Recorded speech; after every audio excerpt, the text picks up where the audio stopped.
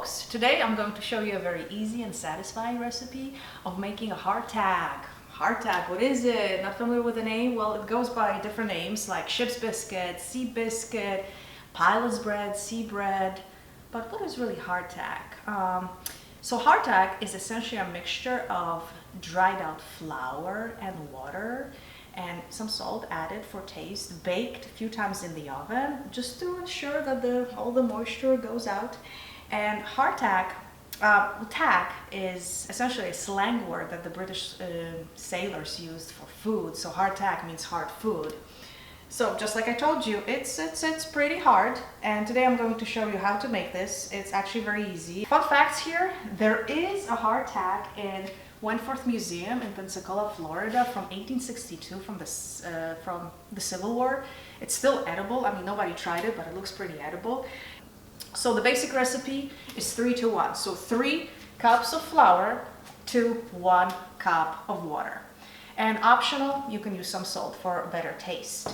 Now, as far as the flour that I just use the regular white all-purpose flour. You can also use organic flour and also whole wheat flour. But I was told that the whole wheat flour is a little bit more oily, so it doesn't really work best as far as preserving, the hardtack. So having the hardtack for a long time. So just making it last longer.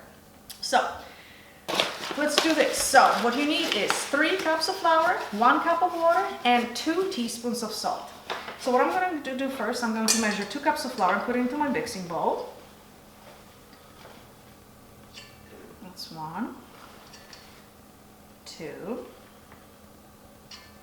and 3. Then I'm going to mix salt, so 2 teaspoons of salt with my flour.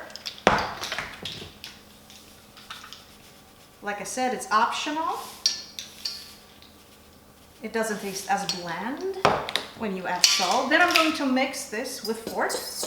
And then a very important thing here to do is just so it's easier to mix up all the wet and dry ingredients, to create a well, either with your hand or with a fork. So scooping up the dry ingredients mixture and just leaving like a little hole in the middle. And then I'm going to pour my 1 cup of water in here. So mind you, depending on, the flour you use, you might need extra bit of water. So now I mix it with my hand. I just find it the easiest, and I'm going to mix it, make circular moves, and also try to scoop up the water that is at the bottom and just mix it with the dry ingredients. So now, as you can see here, the flour mixture is a little too dry, so I will add just a splash of water, not too much though, because remember, I am going to bake it. All right, so I mix it until the dough is soft and not sticky. So let me just add a little bit more flour here. It should be soft and smooth. All right, so it looks like the dough is soft and smooth. Okay, I made a little ball. Now it's going to be ready to roll out. So you do not have to worry about making a perfect rectangular shape or whatever you're going for here. Just as long as I stretch out the dough so that I can cut out, these rectangular pieces, no problem, that I can yield as many as possible will be good for me. Plus, I do not want the hardtack to be too thick, so I'm going to stick with 1/2 inch girth here. All right, I think I have 1 inch girth here. Let me start cutting them out. I'm going to use the 3x7. I like them bigger. However, bear in mind, there's going to be 3 bakes that I'm going to be talking about in just a moment. So the size of these hardtacks is going to shrink. So let me show you what I do next here.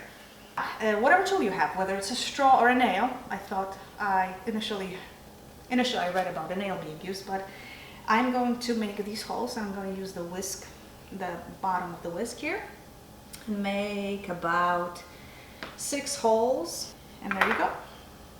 That's what it looks like. So why am I doing this? Because I don't want these little breads to rise in the oven, and I want the moisture to escape, and I want them to bake as evenly as possible. All right, the oven is ready. So I'm going to place my hardtacks onto this cookie sheet, and I'm going to put it in the oven at 350 for 30 minutes. That's my first bake.